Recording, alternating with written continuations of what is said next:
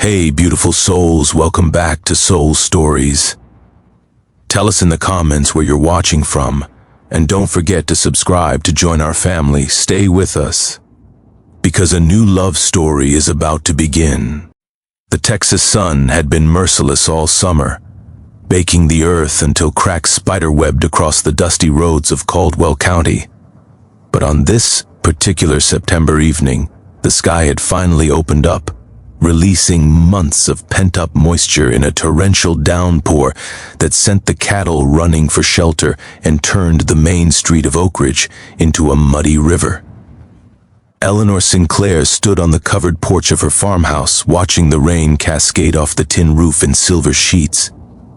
At 34, she had been a widow for 3 years now, ever since her husband Thomas had been thrown from his horse during a cattle drive. The farm had been struggling ever since, and despite her best efforts, Eleanor knew she was fighting a losing battle against drought, debt, and the loneliness that crept into her bones every night when the house fell silent. Her dark hair was pinned up loosely, a few strands escaping to frame her sun-weathered face. She had been beautiful once, the belle of the county fair, but years of hard work and grief had carved lines around her eyes and mouth. Still, there was something striking about her, a quiet strength that drew the eye and held it. The sound of hooves splashing through puddles made her look up. Through the gray curtain of rain, she could make out a figure on horseback, riding hard toward her property. As the rider drew closer, Eleanor felt her breath catch in her throat.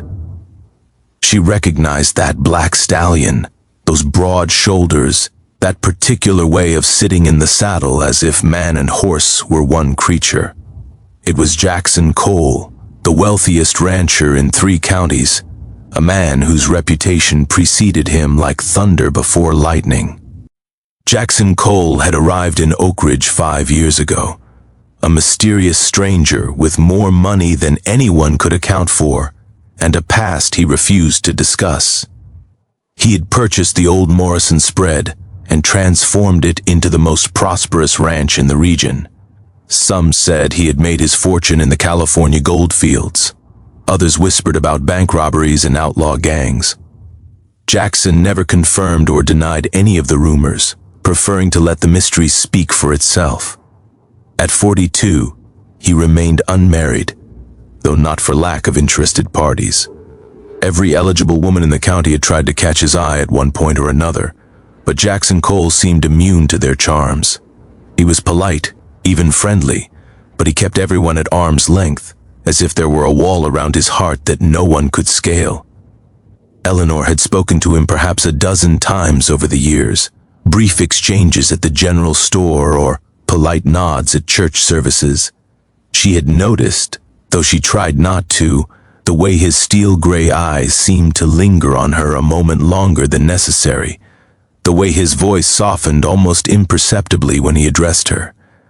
Now, as he reined his horse to a stop at her fence line, Eleanor felt her heart hammering against her ribs. The rain was beginning to let up, but Jackson was thoroughly drenched, his white shirt clinging to his muscular frame, his dark hair plastered to his forehead. "Mrs. Sinclair," he called out, tipping his hat despite the water that poured from its brim. "I was riding back from town when the storm hit. I hope you don't mind if I take shelter in your barn until it passes." "Of course," Eleanor heard herself say, her voice steadier than she felt. "But you'll catch your death out here. Come inside and warm up by the fire." She wasn't sure what made her extend the invitation. Perhaps it was the loneliness she had been fighting all evening, or perhaps it was something else entirely, something she wasn't ready to name. Jackson hesitated for just a moment before dismounting and leading his horse toward the small barn beside the house. Eleanor watched him go, then retreated inside to stoke the fire and put on a pot of coffee. Her hands were trembling slightly, though whether from the chill in the air or from anticipation she couldn't say. When Jackson knocked on her door a few minutes later, Eleanor had composed herself. She opened it to find him standing on the porch, water dripping from every inch of him, a sheepish smile on his rugged face. "I'm afraid I'm going to make quite a mess of your floor," he said apologetically.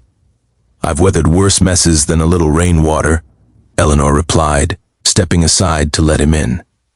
"There are towels in the basket by the fireplace, and I believe my husband's old clothes might fit you well enough. They're in the trunk in the spare room." Jackson's expression flickered at the mention of her late husband, but he nodded gratefully. "That's kind of you, Mrs. Sinclair." "Eleanor," she corrected him, surprising herself. "Please call me Eleanor." "Eleanor," he repeated, and the way her name sounded on his lips sent a shiver down her spine that had nothing to do with the weather. While Jackson changed into dry clothes, Eleanor busied herself in the kitchen, arranging cups and saucers, cutting slices from the apple pie she had baked that morning. Her mind was racing, thoughts tumbling over each other like leaves in a windstorm. What was she doing? What did she hope would happen? When Jackson emerged from the spare room, wearing Thomas's old flannel shirt and worn dungarees, Eleanor felt a complex wave of emotions wash over her. Grief, certainly, at seeing another man in her husband's clothes. But also something else, something warmer and more urgent. "Coffee, ready," she said, gesturing toward the small table by the window. Outside, the rain had softened to a gentle patter, and the setting sun was beginning to break through the clouds, painting the sky in shades of orange and pink. They sat across from each other, and for a long moment neither spoke. The silence was comfortable, somehow, like a worn blanket wrapped around them both. "I've been meaning to come by," Jackson finally said, wrapping his large hands around the coffee cup. "To check on you? Though things have been difficult since Thomas passed." Eleanor looked down at her own cup, watching the steam rise and curl.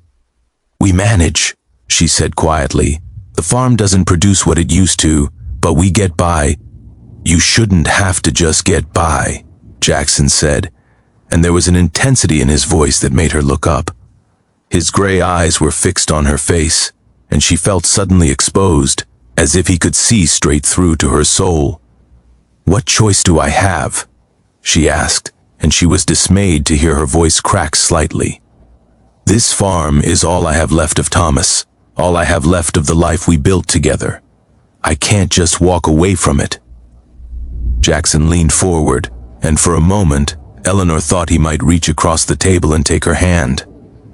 "What if you didn't have to walk away? What if someone wanted to help you?" Eleanor's heart was pounding now, so loud she was sure he must be able to hear it. "Why would anyone want to do that?" "Because some things are worth saving," Jackson said softly. "Some people are worth saving." The air between them seemed to crackle with electricity, charged like the atmosphere before a thunderstorm. Eleanor felt as if she were standing on the edge of a precipice, one step away from falling into something she might never escape. She stood abruptly, moving to the window, needing to put some distance between them before she did something foolish. The rain had stopped entirely now, and the world outside was washed clean, glistening in the golden light of sunset. "The storm's past," she said, her voice barely above a whisper. "You should probably be getting back to your ranch." She heard him rise from the table, heard his footsteps crossing the wooden floor toward her. When she felt the warmth of his presence behind her, she closed her eyes, her breath coming in short, shallow gasps. "Eleanor," he said, and his voice was rough with emotion. "I've watched you from afar for 3 years.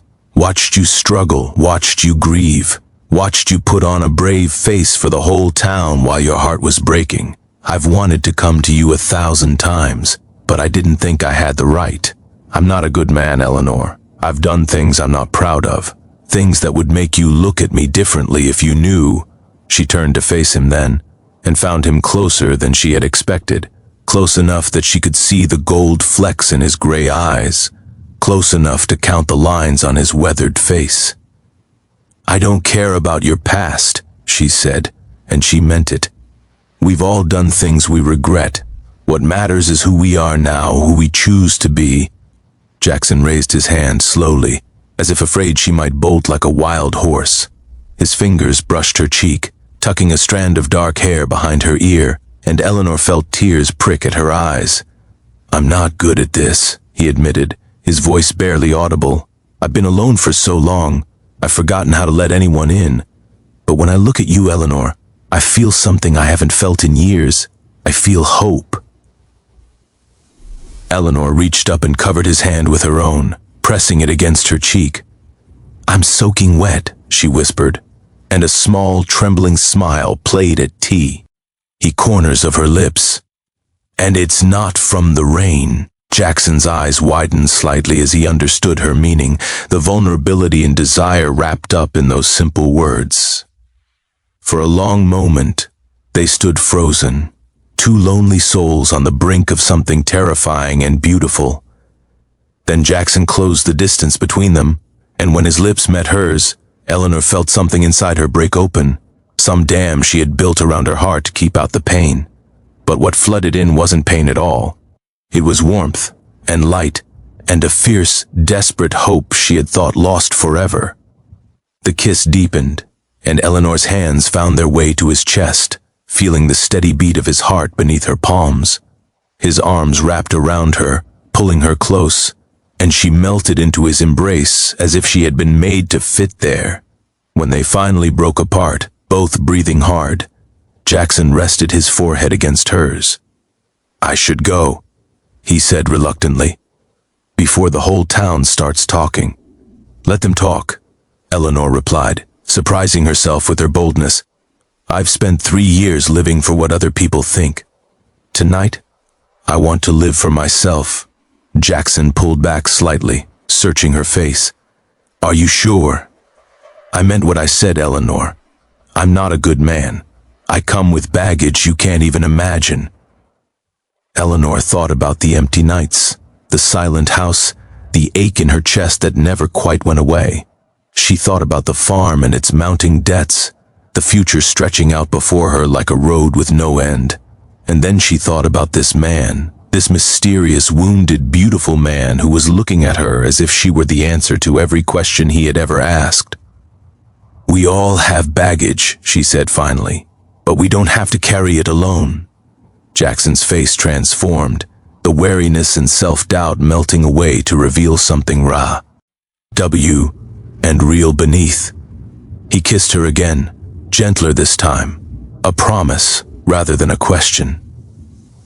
The night deepened around them as they talked, for hours, sharing secrets they had never told another soul. Jackson told her about the robbery that had funded his ranch, the man he had killed in self-defense, the guilt that haunted him still. Eleanor told him about the dark days after Thomas's death, the thoughts she had been ashamed to voice even to herself, the way she had sometimes wished she could simply stop existing. By the time the moon rose high over the Texas plains, something had shifted between them. They were no longer strangers, no longer acquaintances. They were two broken people who had found in each other the missing pieces they needed to become whole. Jackson left before dawn, but not before making Eleanor a promise. He would return the next day, and the day after that, and every day for as long as she would have him. He would help her save the farm, not out of pity, but because her dreams had become his own. Standing on the porch as she watched him ride away, Eleanor felt the first rays of sunlight warming her face. The storm had passed, leaving the world fresh and new, and for the first time in 3 years, she allowed herself to believe that the best days of her life might still be ahead of her. The widow and the lone rich cowboy had found each other at last, two solitary stars colliding in the vast Texas sky. And though the road ahead would be long and uncertain, they would walk it together, hand in hand, heart to heart. The end was really a beginning, as all the best endings are.